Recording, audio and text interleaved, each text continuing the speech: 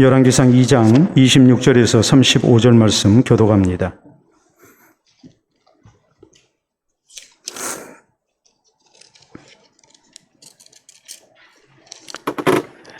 열왕기상 2장 26절에서 35절입니다. 왕이 제사장 아비아달에게 이르되 내 고향 아나돗으로 가라. 너는 마땅히 죽을 자이로되 네가 내 아버지 다윗 앞에서 주 여호와의 궤를 메었고 또 내 아버지가 모든 환난을 받을 때에 너도 환난을 받았은즉 내가 오늘 너를 죽이지 아니하노라 하고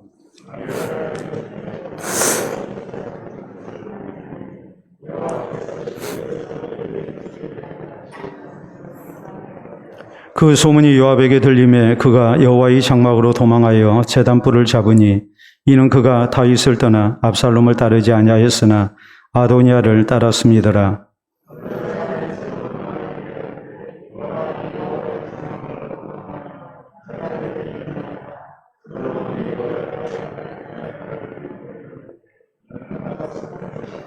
브나야가 여호와의 장막에 이르러 그에게 이르되 왕께서 나오라 하시느니라. 그가 대답하되 아니라 내가 여기서 죽겠노라. 브나야가 돌아가서 왕께 아뢰어 이르되 요압이 이리이리 내게 대답하더이다.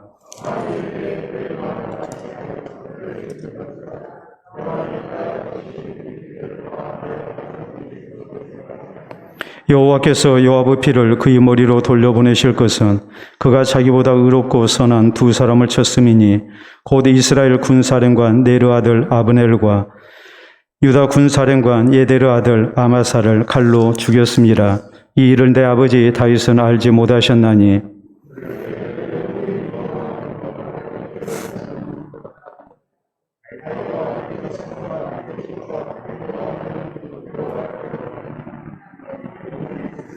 여호야다의 아들 브나야가 곧 올라가서 그를 쳐 죽이매 그가 광야에 있는 자기의 집에 매장되니라.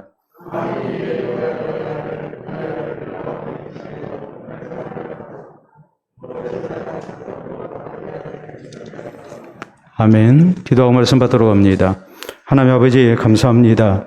오늘도 우리를 주의 전으로 부르시고 또 하나님을 바라며 또 주의 음성을 듣기를 소원토록 은혜 주시오니 감사합니다. 성령의 크신 감동 속에 하나님의 말씀이 우리에게 증거되기를 원합니다. 주의 거룩하신 은혜가 우리 모두에게 말씀을 통하여 나타나게 하시사 우리가 더욱 주를 경외하게 하시고 하나님 말씀에 순종하는 주의 자녀들 되게 하시고 무엇보다도 또 이 말씀을 통하여 우리가 가야 할 길을 보며 또 주의 위로와 새 힘을 얻는 은혜가 있게 하여 주시옵소서. 그래서 신실한 하나님의 사람으로 주를 기쁘시게 하며 또 주께서 이 시대에 붙들고 귀하게 쓰시는 복된 백성들이 다 되게 하여 주시옵소서. 예수님 이름으로 기도하옵나이다. 아멘. 오늘 열왕기상 강의 6번째 시간입니다. 일반적으로 정권 교체가 이렇게 있게 되면 이제 바로 뒤따르는 것이 농공행상입니다. 공을 이렇게 논하는 가운데 이제 상을 이렇게 합당하게 베푸는 것, 이걸 이제 농공행상이라고 이렇게 얘기를 하죠. 선거 과정에서 또 정권을 잡는 데 있어서 이제 누가 어느 정도 공을 세우느냐에 따라서 거기에 따른 이 상을 이렇게 주고 또 관직을 이렇게 베푸는 그런 일을 우리는 농공행상이라고 이렇게 얘기를 합니다. 근데 문제는 자기 사람을 이렇게 챙기다 보면 결국에는 이제 낙하산 인사, 다시 말해서 전문성이 없는 사람을 정말 이 전문성이 있는 그런 자리에 이렇게 배치함으로 말미암아서 이제 보은 인사다 해가지고 말썽이 나는 경우가 상당히 많은 것을 우리가 압니다. 우리는 지난 시간에 왕위를 탐내었던 아도니아의 죽음에 대해서 말씀을 살폈습니다. 아도니아는 첫 번 반역이 실패로 돌아가고 또 솔로몬에 의해서 조건적으로 사면을 받았습니다. 그래서 솔로몬의 관용에 의해 저가 목숨을 건졌는데 그는 여전히 왕위에 대한 탐욕을 버리지를 않습니다. 그래서 솔로몬의 어머니 바스바에게 접근해서 다윗 왕의 후궁이었던 아비삭을 이렇게 요구를 하죠. 그래서 자신이 다윗 왕의 후계자로 이렇게 인정받고자 하는 그런 음모를 꾸몄습니다. 이 솔로몬의 어머니 바세바가 이것을 눈치채지 못했습니다. 바른 분별력을 갖지 못해서 이제 허락을 하게 됐고 이것을 굉장히 작은 일이라 여기고 아들 솔로몬 왕에게 이렇게 요청을 합니다. 들어달라고 그럽니다. 근데 솔로몬은 어머니의 말을 들었을 때에 이것은 작은 일이 아니라 참으로 반역을 다시 이렇게 꿈꾸는 그런 음모라는 것을 바로 알았습니다. 그래서 어머니의 요청을 단호하게 거절하고 자기의 경호 대장격인 브나야를 보내서 이제 이 아도니아를 처단했다라는 것이 우리가 지난 시간에 살폈던 내용입니다. 오늘 성경 말씀은 솔로몬이 아도니아의 반역에 또 가담했던 종교 지도자 아비아달 대제사장을 파면하고 그리고 군사 지도자인 요압을 이제 숙청하는, 처단하는 그런 이제 내용에 대한 내용입니다. 왜 이렇게 이 대제사장 아비아달과 그리고 군사령관 요압을 이렇게 제거를 했을까요? 그것은 다름이 아니라 1차 반역 음모 사건 때에 이 사람들이 핵심적인 그런 이제 주동자들이었고, 지금 2차 또 반역을 이렇게 꿈꾸는 아도니아의 음모에 이 사람들도 여전히 관계하고 있다고 봤기 때문에 솔로몬은 이 두 사람을 이렇게 처리를 한 거예요. 그리고 자기와 함께 이렇게 왕권을 지키기 위해서 이렇게 애썼던 사독을 대제사장으로 세우고 또 브나야를 이제 군사령관으로 이렇게 임명했다라는 것이 오늘 본문에 있는 내용이에요. 우리가 겉으로 보게 되면 이건 농공행상을 한 것 같습니다. 솔로몬이 왕권을 잡고 난 다음에 반대파들 다 숙청하고 그리고 저희의 자리에 자기 사람을 심은 것 같은 그런 생각을 우리가 할 수 있어요.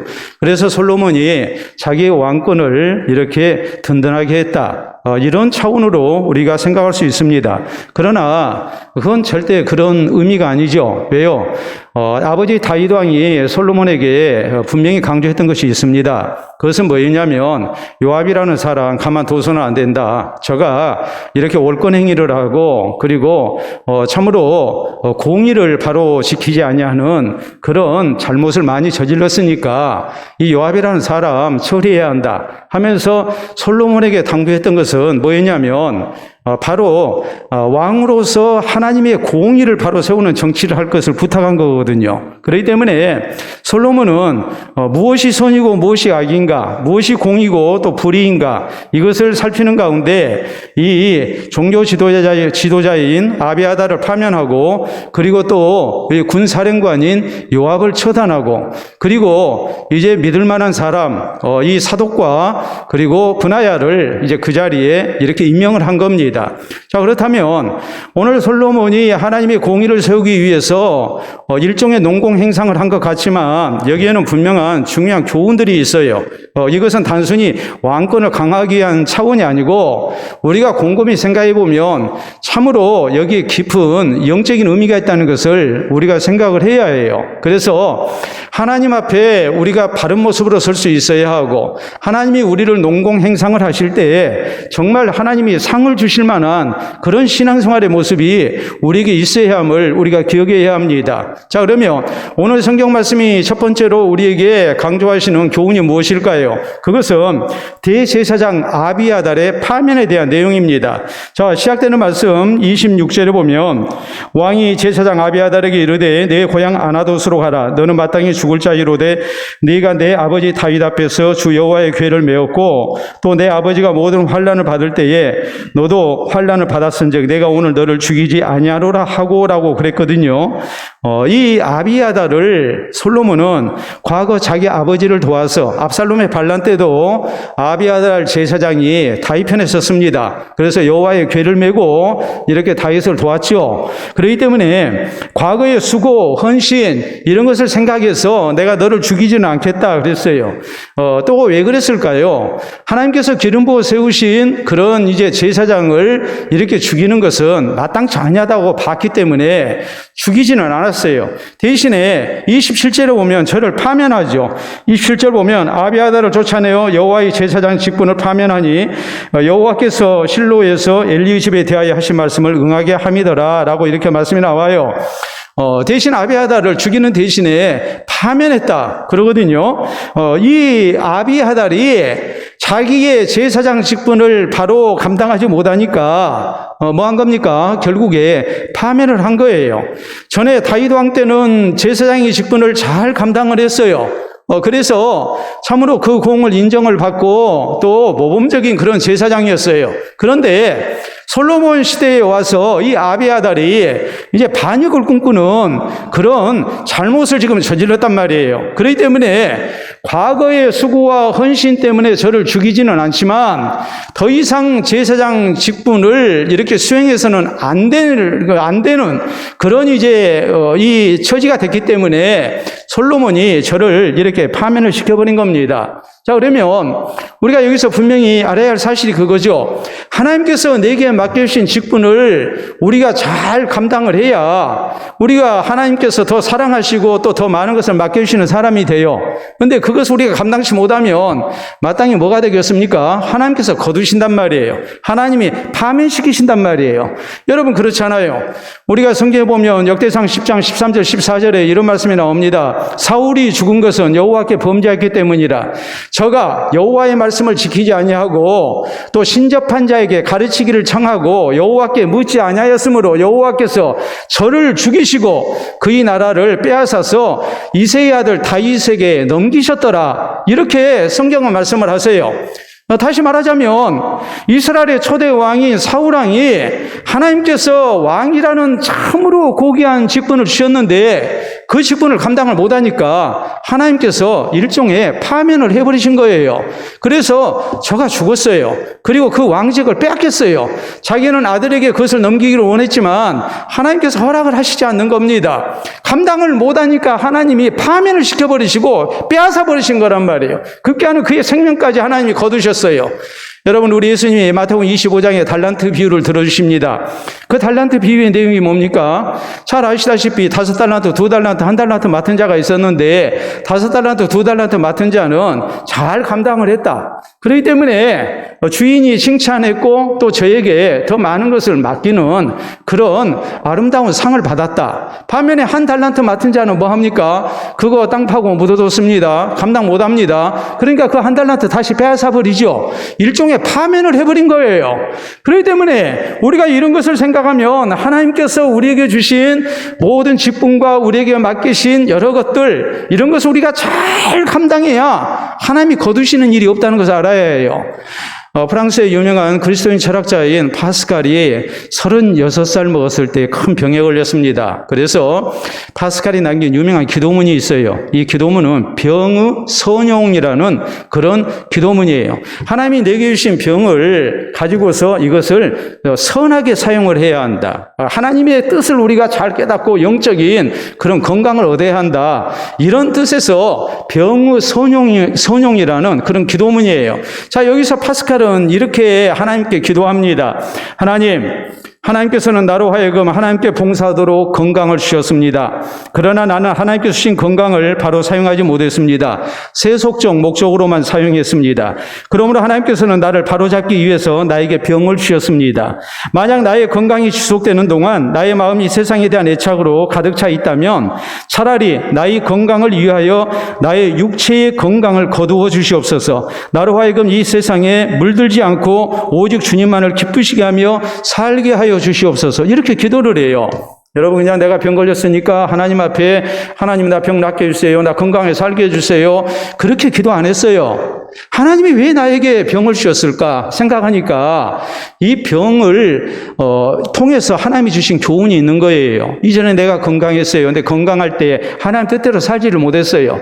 세속적인 것에 내가 시간을 낭비했고 건강을 낭비했습니다. 그러니까 이것을 놓고 자기 자신을 돌아보면서 지금 회개의 기도를 드리는 겁니다. 그러면서 하나님 앞에 또 기도합니다. 하나님, 내가 여전히 세속적인 것에 마음을 쓰고 내 시간과 건강을 그쪽에다가 내가 이렇게 낭비하고 있다면 하나님께서 나의 영혼의 건강을 위해서 나의 육신의 건강을 거둬가 주신 것이 좋겠습니다. 이 말이에요. 내가 차라리 병들어서 고생하는 것이 낫겠습니다. 이렇게 기도를 하고 있죠. 여러분, 우리의 생사업을 주장하시는 하나님께서 내게 주신 것을 왜 다시 거두어 가셨을까 했을 때 그것은 다름이 아니라 내가 그것을 잘 관리하지 못했기 때문에, 하나님께서 바라시는 대로 내가 사용하지 못하고 있기 때문에 하나님께서 일종의 파면을 하신 것이 아닌가, 지금 그런 의미예요. 아비아달이 파면을 당한 것처럼 오늘 내가 하나님 앞에 과연 나는 파면당할 사람이 아닌가, 우리가 여기서 생각을 해야죠. 여러분, 오늘날 직장인들 또 이 시대를 사는 사람에게 아주 무서운 말이 있습니다. 그게 뭐냐면 먼저 무서운 말이, 차 주차해놨는데 차 빼 하면은 불편하죠. 애써서 주차할 자리 찾아서 이제 주차해놨는데, 나머지, 출입구 앞에다가 대놨달지, 뭐 여러 가지 좀 불편을 이렇게 공익에 위배되는 그런 잘못을 저질렀다면 차 빼라고 바로 연락이 오죠. 그렇지 않습니까? 차 빼보다도 더 무서운 말이 뭐겠습니까? 방 빼! 나무 집에서 새들어 살고 있는데, 이제 방 빼라는 겁니다. 그러면 또 어디로 이사를 해야 하나, 이 돈 가지고 갈 수 있는 곳이 어딜까, 뭐 여러 가지로 고민이 될 수밖에 없죠. 이 방 빼라는 말이 또 무서운 말이거든요. 근데 차 빼, 방 빼보다도 더 무서운 말이 뭘까요? 그것은 책상 빼라는 말입니다. 여러분, 직장에서 나가라는 거예요. 참 힘든 일이죠. 제 취업이라는 것이 쉬운 일이 아닌데, 내가 직장에서 내게 주어진 일을 잘못해서 그래서 결국에는 부적격자로 이렇게 낙인이 찍히고 직장에서 나가라 하면, 파면당하면 얼마나 힘들겠습니까? 여러분, 오늘 우리의 모습을 생각해 봐야 합니다. 하나님이 내게 주신 건강, 또한 내게 주신 달란트, 또 시간, 그 외에 내게 주신 직분, 이런 모든 것을 놓고 볼 때 내가 이것을 하나님의 뜻에 맞게 잘 감당을 해서 하나님께서 칭찬하시고 더 많이 맡겨주실 사람인가? 아니면 하나님께서 보실 때 이거 아니다 싶어가지고 하나님이 파면하실 사람인가? 우리가 잘 생각을 해야 해요. 여러분, 교회 안에서 주신 직분 이렇게 거두고 파면하고 하는 일은 뭐 거의 없다고 봐도 무방합니다. 그렇지만은 하나님은 그게 아니잖아요. 교회는 또 사람의 얼굴을 봐야 하기 때문에 그렇게 하기가 쉽지가 않죠. 그렇기 때문에 우리가 은혜로 서로 이렇게 다 이해하고 또 모두가 다 앞으로 잘하자 하고서 넘어갈 수 있는 부분이지만, 우리 하나님께서 내게 맡겨주신 것을 내가 감당치 못해서 하나님이 나를 파면하신다면, 내게 주신 것을 하나님이 걷어가 버리신다면 얼마나 안타까운 일이 되겠습니까? 아비아달 제사장은 말 그대로 종신직입니다. 종신직인데 잘못하니까 그는 파면을 당했어요. 오늘 하나님 앞에 내가 혹시라도 파면당할 부분이 있지 아니한가, 이것을 생각하면서 우리가 끝까지 하나님이 주신 사명을 잘 감당하고 또 충성스러운 모습으로 우리가 하나님 앞에 헌신돼서 하나님께서 칭찬하시고 작은 것에 충성했으니 더 많은 것을 맡겨주시겠다고 이렇게 말씀하실 수 있는 그런 복된 일꾼들이 돼야 되고, 또 우리 모두가 될 수 있어야 합니다. 이 은혜가 우리에게 먼저 있기를 바랍니다. 다음 두 번째로, 아비아달 제사장이 파면을 당했습니다. 아비아달의 파면에 대해서 성경이 뭐라고 말씀하시는지 우리가 또 봐야죠. 저가 직분 감당 잘못해서 파면당했다, 그렇게 한 줄로 간단하게 쓰고 있지를 않아요. 우리가 27절 말씀 보면 여기에는 또 다른 교훈이 있음을 말씀을 해요. 자, 우리 27절 같이 읽도록 하겠습니다. 아비아달을 쫓아내어 여호와의 제사장 직분을 파면하니 여호와께서 실로에서 엘리 집에 대하여 하신 말씀을 응하게 함이더라 라고 이렇게 말씀을 하고 있죠. 여러분, 우리가 사무엘상 2장에 보면 이스라엘 초기 때입니다. 사무엘 선지자 전이죠. 그때에 엘리 제사장이 자신에게 주어진 사명을 잘 감당을 못했어요. 이때가 지금 80여 년 전 일이에요.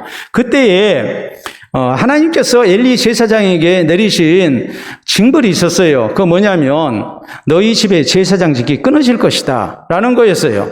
제사장의 직분이라는 것은 아론의 아들들만 제사장이 될 수 있거든요. 그래서 우리가 성경에 보면 아론의 아들이 4명이었습니다. 나답이 있었고 아비후가 있었고 엘르아살이 있었고 이다말이 있었어요. 첫째, 둘째, 셋째, 넷째 이렇게 있었는데 나답과 아비후가 하나님께서 명령하시지 않은 다른 불로 자기들 마음대로 분향하다가 우리가 전체적인 내용을 보면 이게 사건 이후에 하나님께서 특별히 명령하신 내용이 나옵니다. 그게 레위기 10장에 있는 내용인데 제사장은 성소에 들어올 때 술 먹지 마라 이렇게 말씀을 하시거든요.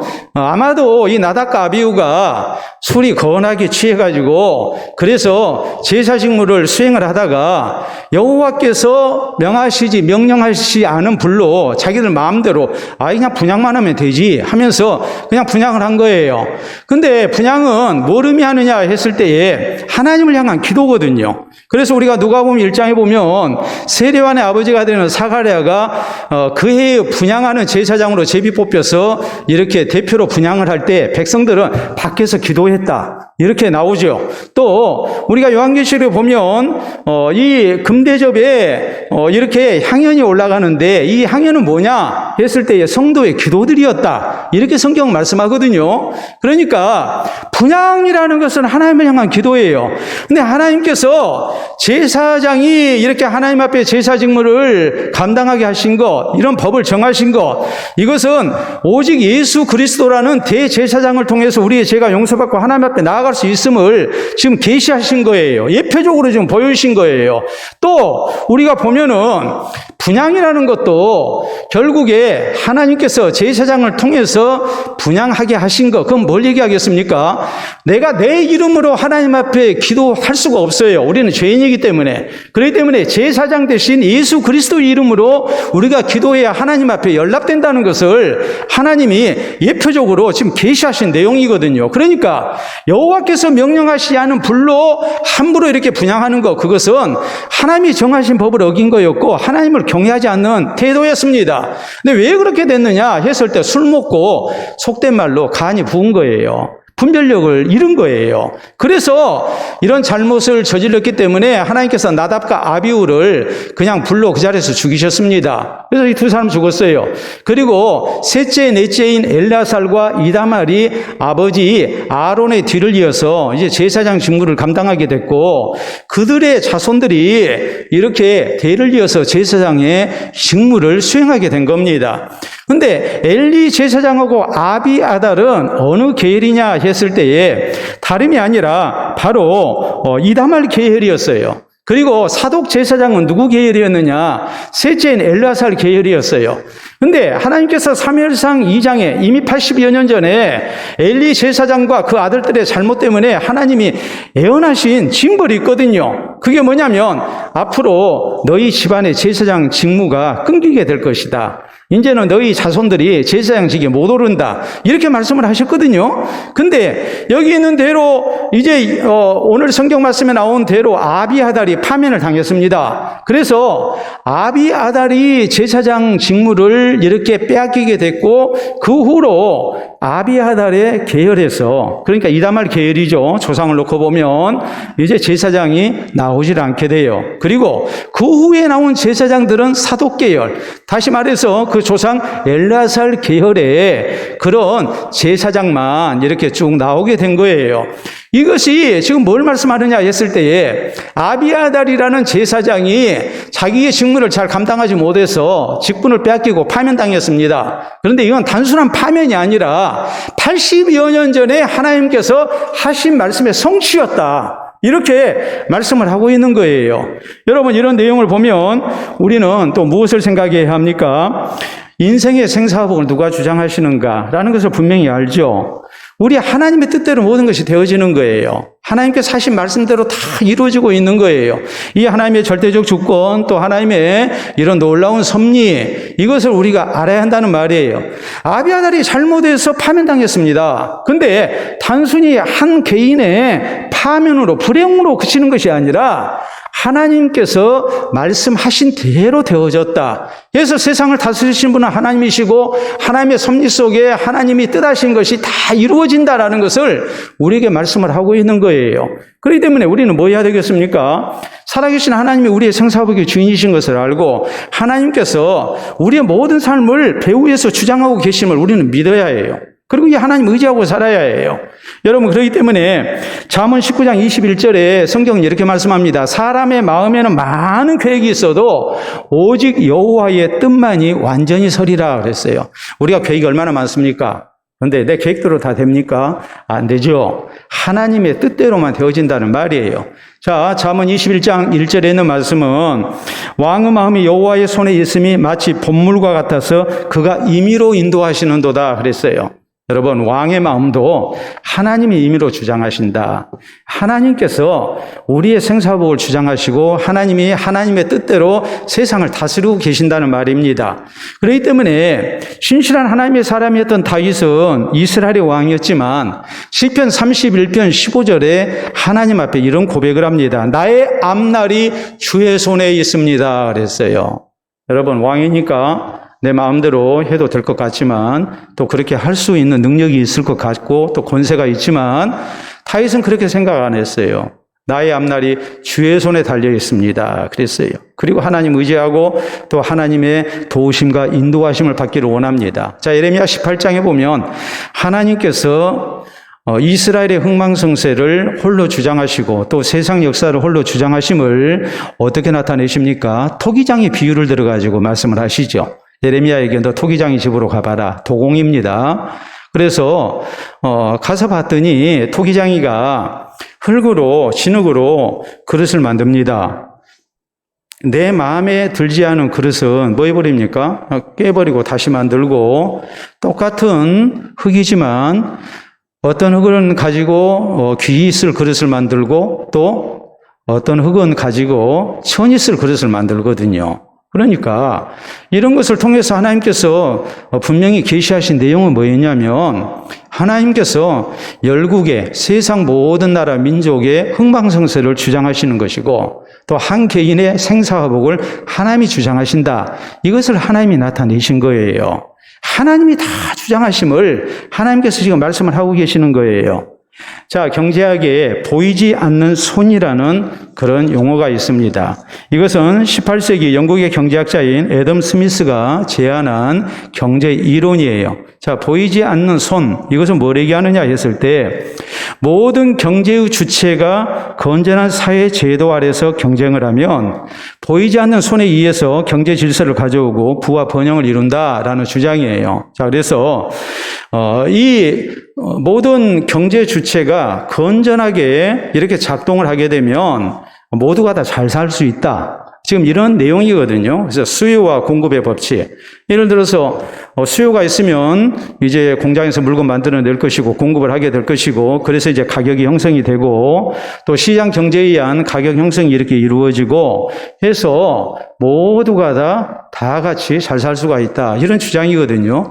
이것은 뭘 얘기하느냐 했을 때 자유 시장 경제 원리를 얘기하는 거예요. 그래서 이것이 나중에는 뭐가 됐느냐? 뭐 그렇게 이론대로만 되면 좋죠. 근데 실제 해보니까 자유방임주의가 이렇게 나왔고 기업 이기주의가 있었고 그래서 결국에는 이제 실패로 끝나게 됐어요. 그래서 오늘날에는 이런 자유주의 이것을 좋아하지를 않습니다. 대신에 정부가 적극적으로 민간 경제 활동에 관여를 해요. 예를 들어서 그렇죠. 인플레가 될 것 같다. 집값이 너무 올랐다 하면은 이제 뭐가 있겠습니까? 통화량을 줄여야 하잖아요. 그래서 금리를 올리고 혹은 대출을 이렇게 막고 이런 식으로 해서 통화량을 줄이죠. 그러면은 자연히 이 인플레가 이제 잡히게 됩니다. 뭐 이런 거랄지 혹은 대기업을 그대로 놔두게 되면 중소기업이 살아날 수가 없죠. 그래서 대기업이 이 손댈 수 없는 그런 분야를 이렇게 정합니다. 그래서 이쪽에는 대기업이 들어와서는 안 된다. 매출 얼마 이상의 기업은 뭐 이런 분야에 진출할 수가 없다. 이런 식으로 해서 이제 장벽을 이렇게 세우는 거예요. 또 뭐 합니까? 부자는 세금 많이 내고 가난한 사람은 또 과세를 하지를 않고 차등 세율을 이렇게 적용을 합니다. 그래서 소득 재분배 정책을 펴요. 이런 식으로 정부가 적극적으로 개입을 해야 한다. 이제 오늘날에는 이렇게 해요. 옛날에는 그냥 자유방임주의에 의해서 자유시장 경제 원리에 의해서 보이지 않는 손이 모든 것을 이렇게 작동해가지고 모두가 다 잘 살게 할 것이다 했는데 그 보이지 않는 손이 아니더라는 거예요. 그래서 이제 오늘날에는 정부가 적극적으로 이렇게 개입을 하는 거예요. 그래서 모두가 다 잘 살 수 있는 길이 어딘가 이것을 이제 추구를 하는 것이죠. 자, 여러분, 이 보이지 않는 손이 있다. 자, 우리가 사진 하나 보도록 할까요? 최근에 참 많이 말썽이 된 부분입니다.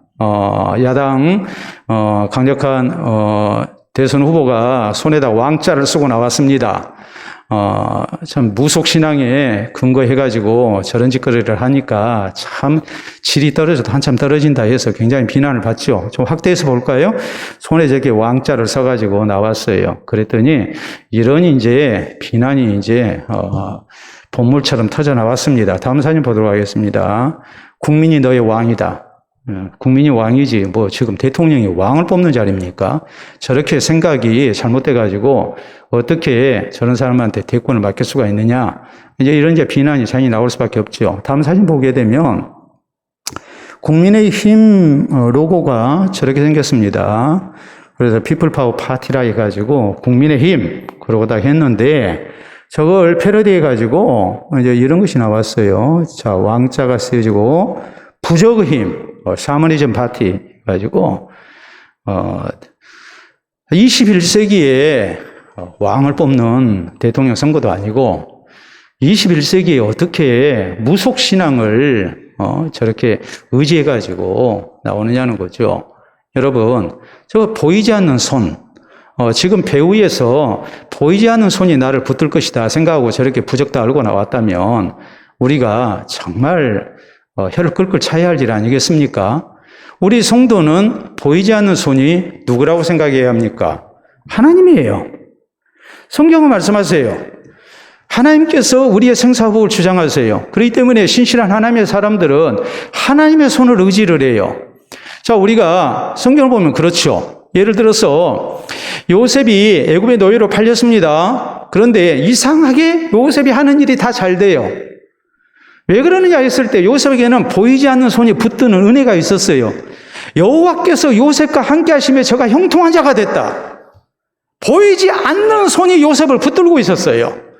여러분, 역대상 4장 9절 10절에 있는 말씀을 보면 야베스라는 사람이 이스라엘의 하나님께 이렇게 기도합니다.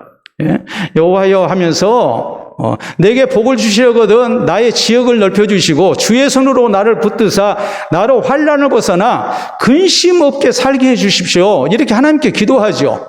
그랬더니 하나님께서 그 구하는 것을 허락하셨더라. 야베스는 보이지 않는 손이 하나님이신 것을 믿었어요. 그리고 하나님의 보이지 않는 손이 내 인생을 주장해 주시는 가운데 내 지역이 넓어지고 그리고 내가 환난을 벗어나서 근심 없는 삶을 살게 해달라고 하나님 의지하는 거예요. 하나님의 손을 붙든 거예요. 우리가 에스라 8장에 보면 에스라가 포로된 백성들을 이끌고 고국으로 돌아옵니다. 그랬더니 아닥사스다 왕이 제안을 합니다. 너희 돌아가는 길이 참 먼 길이고 도적대가 있고 너희 생명을 너희 재산을 이렇게 약탈을 할 텐데 내가 군대로 호위해 주마 했더니 에스라 선지자가 그걸 거절을 하죠. 거절하고 뭐라고 말합니까? 하나님께서 우리를 인도해 주신다고 그러잖아요. 그리고 하나님을 찾는 백성에게는 하나님께서 분명히 지켜주시는 은혜가 있습니다. 이렇게 믿고 백성들 아합 강가에 모이게 하고 금식을 선포하고 하나님 앞에 간절히 기도합니다. 그랬더니 그 돌아가는 길에 하나님이 함께 해주셔서 저희가 무사히 이렇게 고국에 이를 수가 있었다. 거기에 대해서 성경은 뭐라고 말씀하시느냐? 하나님의 손이 저희를 인도하셨다. 그러거든요. 하나님의 손이 인도하셨다. 여러분, 우리는 하나님의 손이 세상을 다스리고 계심을 믿어야 합니다. 하나님의 손이 내 개인의 생사복을 주장하고 계심을 믿어야 합니다. 이 하나님의 손이 오늘 내 삶을 붙들기를 원해야 해요. 그럼 우리가 뭐 해야 합니까? 하나님만이 내 생사복의 주인 되시고 이 하나님을 우리가 간절히 찾고 하나님의 손을 붙들 줄 아는 성도가 돼야 돼요. 그것이 뭐겠어요? 하나님을 인정하고 하나님의 절대 주권 인정하고 하나님의 선한 섭리를 우리가 믿고 그리고 기도하는 가운데 하나님을 향한 그 믿음으로 사는 신앙의 자세, 이게 있어야 하나님의 손이 나를 붙드는 은혜를 우리가 누릴 수가 있어요. 그렇기 때문에 우리가 오늘 아비아달의 파면이 우연히 일어난 일이 아니고 80여 년 전에 하나님께서 엘리 제사장이 했던 그 징벌의 말씀이 그대로 역사 속에서 성취된 일이었다. 성경이 이렇게 기록한 것을 보고 하나님의 말씀이 얼마나 진실한지, 또 얼마나 하나님이 살아계셔서 우리의 삶을 다 주장하고 섭리하고 계시는지, 이것을 우리가 분명하게 깨닫고 우리가 이 보이지 않는 하나님의 손을 붙들고 하나님을 의지하고 사는 그런 성도가 돼야 되고, 하나님의 손이 나를 붙드는 가운데 또한 선한 섭리 가운데 인도해 주시는 이런 복된 성도가 될 수 있어야 합니다. 이 신앙의 자세가 우리에게 있기를 바랍니다. 자, 마지막으로 또 하나 우리가 살펴야 할 말씀이 있습니다. 그것은 요압의 이제 처단입니다. 자, 28절 이하에 있는 말씀. 그 소문이 요압에게 들림에 그가 여호와의 장막으로 도망하여 제단불을 잡으니 이는 그가 다윗을 떠나 압살롬을 따르지 아니하였으나 아도니아를 따랐음이더라. 압살롬 반란 때는 다윗 편에 섰어요. 그런데 이제 아도니아의 반란에 이렇게 가담을 했죠. 보니까 아비아달이 파면당했다고 그래요. 또 아도니아가 또 죽임당했어요. 이런 걸 생각하니까 요압이 이제는 내 차례구나 싶어가지고 이제 도망가서 여호와의 장막으로 도망해서 제단불을 잡았죠. 과거에 아도니아가 여호와의 제단불을 잡았을 때에 솔로몬이 조건적으로 관용을 베풀었습니다. 그러니까 이제 자기에게도 이런 이제 관용이 베풀어지기를 원하는 마음으로 이렇게 제단불을 잡은 겁니다. 자, 29절.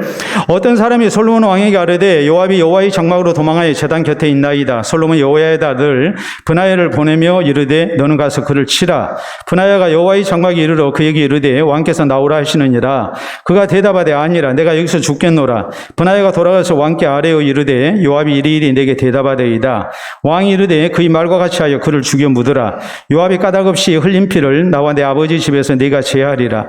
여호와께서 요압의 피를 그의 머리로 돌려보내실 것은 그가 자기보다 의롭고 선한 두 사람을 쳤음이니 곧 이스라엘 군사령관 네르 아들 아브넬과 유다 군사령관 예델의 아들 아마사를 칼로 죽였습니다. 이 일을 내 아버지 다윗은 알지 못하셨나니 그들의 피는 영영이 요압의 머리와 그의 자손의 머리로 돌아갈지라도 다윗과 그의 자손과 그의 집과 그의 왕에는 여호와께로 말미암는 평강이 영원히 있으리라. 여호야의 아들 브나야가 곧 올라가서 그를 쳐 죽이매 그가 광야에 있는 자기의 집에 매장되니라.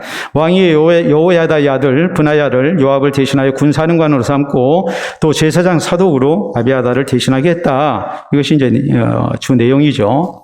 자, 여호와의 장막에 제단불을 잡는 것, 그러면은 하나님의 자비와 긍휼 속에 목숨을 건질 수 있었습니다. 그런데 요압에게는 해당이 안 된 거예요. 왜냐하면 이것은 고의적 살인자에게는 해당이 안 되는 거예요.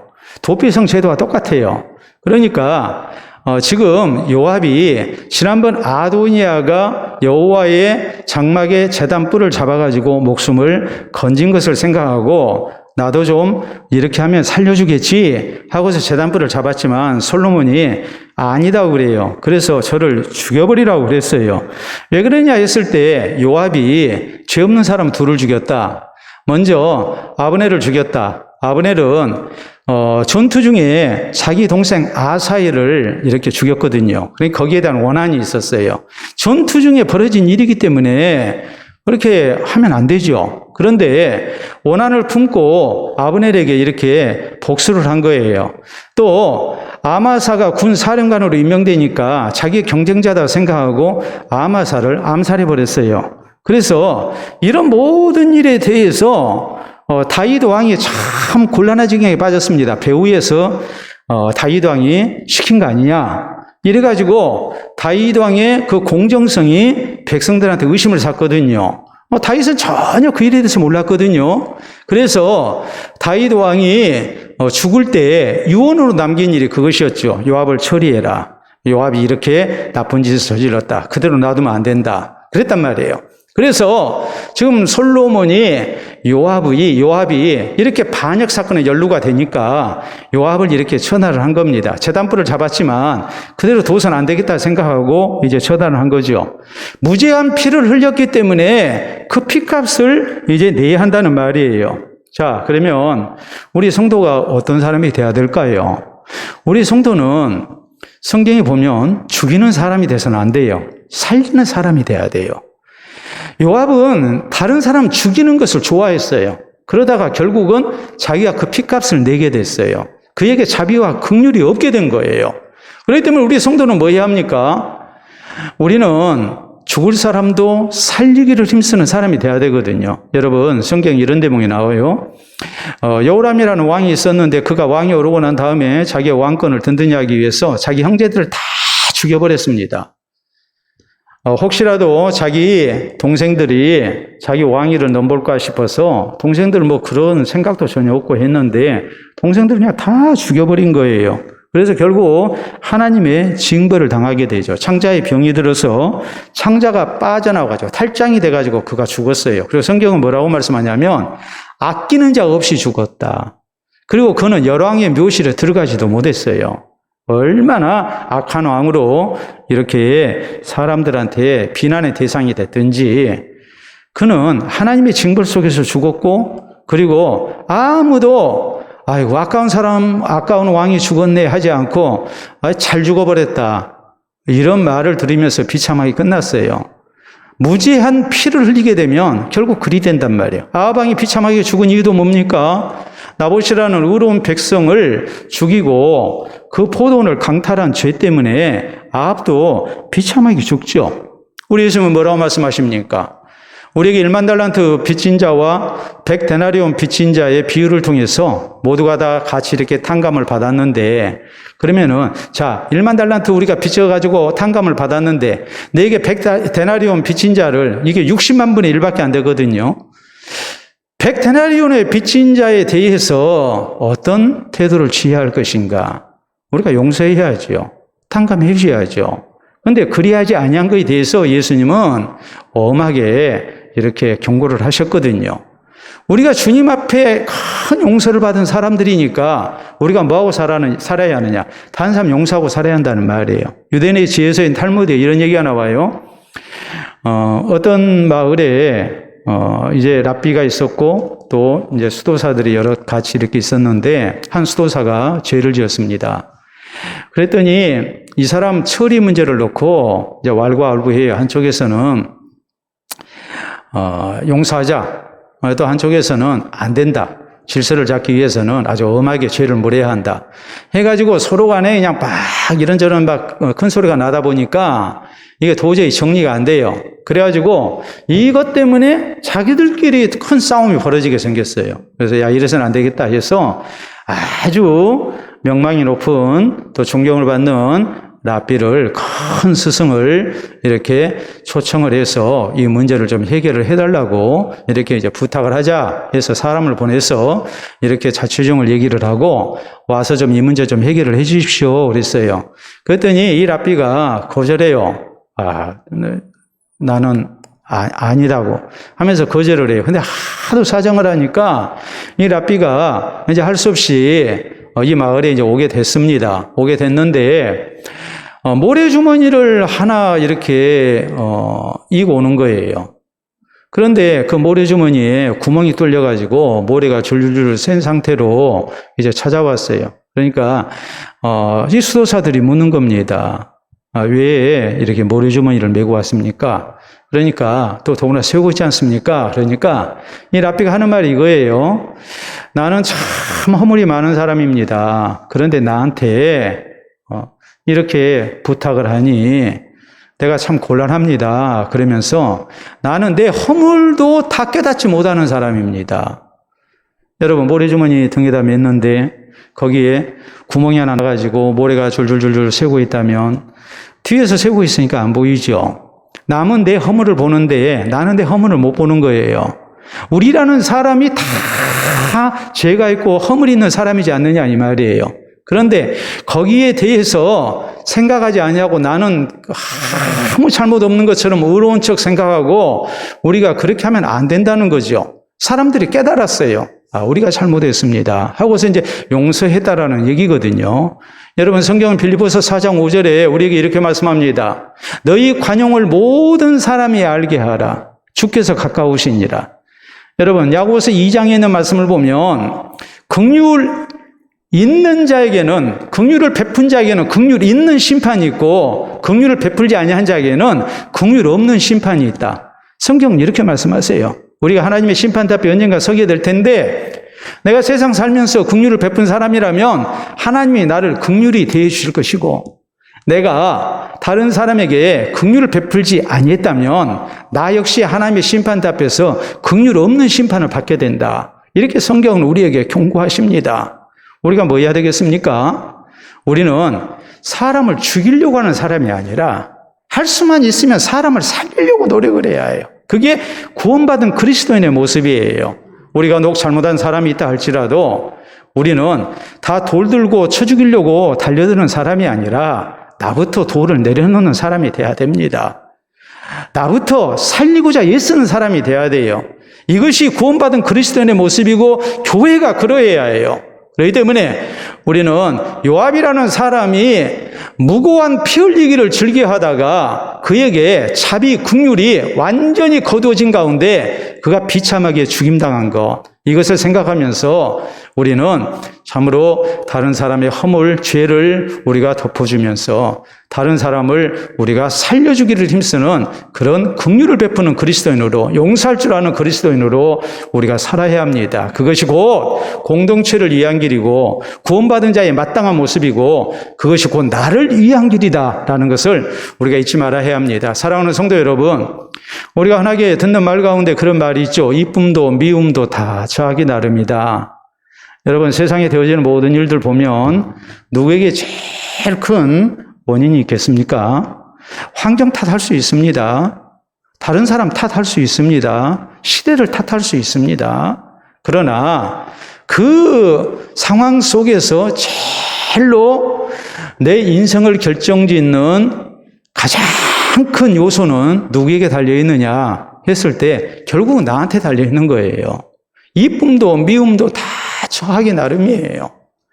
그렇기 때문에 오늘 하나님께서 나를 사랑해 주시는 그런 은혜를 누리려면 내가 잘해야 해요. 우리가 자꾸 환경 탓하고 다른 사람 탓하는 모습이 돼서는 안 돼요. 내가 잘해야 하거든요. 근데 우리가 어떻게 해야 하나님이 사랑하시는 사람이 될 것인가? 오늘 성경은 우리에게 분명히 말씀하십니다. 먼저는 우리가 뭐 해야 합니까?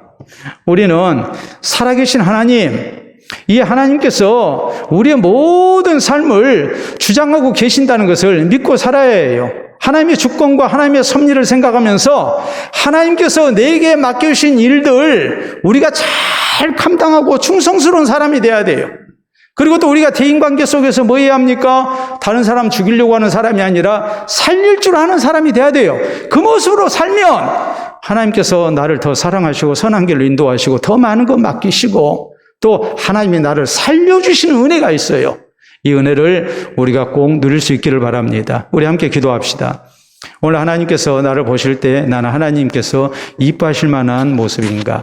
아니면 하나님의 사랑, 하나님의 은혜, 하나님의 복에서 좀 거리가 있는 사람은 아닌가?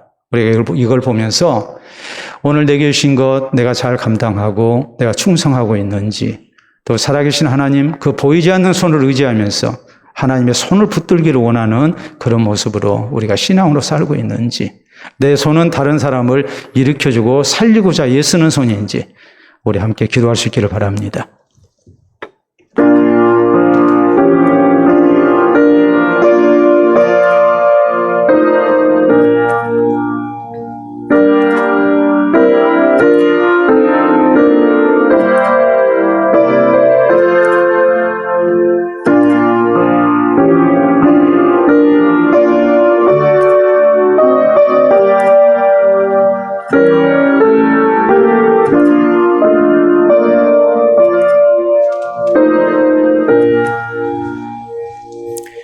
자비로우신 우리 아버지, 은혜를 감사합니다.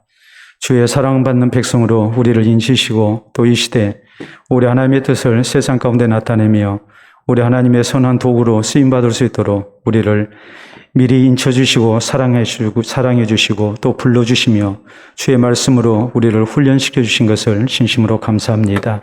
오늘 주신 말씀을 따라 우리에게 맡겨주신 모든 것에 우리가 충성하며 우리 하나님께서 보시기에 아름다운 순종이 있기를 원합니다. 아름다운 헌신이 있기를 원합니다. 그래서 좋은 것에 충성하여 더 많은 것을 맡기에 부족함이 없게 하시고 살아계신 하나님의 손을 의지하며 우리가 주의 손에 붙들려 살게 하시사 우리 하나님께서 베푸시는 은혜와 또한 선한 길을 허락받아 우리가 주님을 기쁘시게 하는 삶을 사는데 부족함이 없도록 인도하여 주시옵소서. 그래서 주께서 허락하신 아름다운 은혜 속에 우리가 많은 사람들을 살리는데 귀하게 쓰임받을 수 있기를 원합니다. 오늘도 머리 숙인 주의 백성들을 주께서 붙들어 주셔서 이 살아계신 하나님을 향한 아름다운 신앙 고백과 신앙의 자세가 이제 늘 있게 하시고 살아계신 주님을 의지하며 또 주께서 베푸시는 은총으로 살아가기에 부족함이 없는 우리 되게 하시고 하나님께 받은 복으로 또한 세상을 복되게 하며 귀하게 쓰임받는 우리 모두 되게 하여 주시옵소서. 예수님 이름으로 기도하옵나이다. 아멘.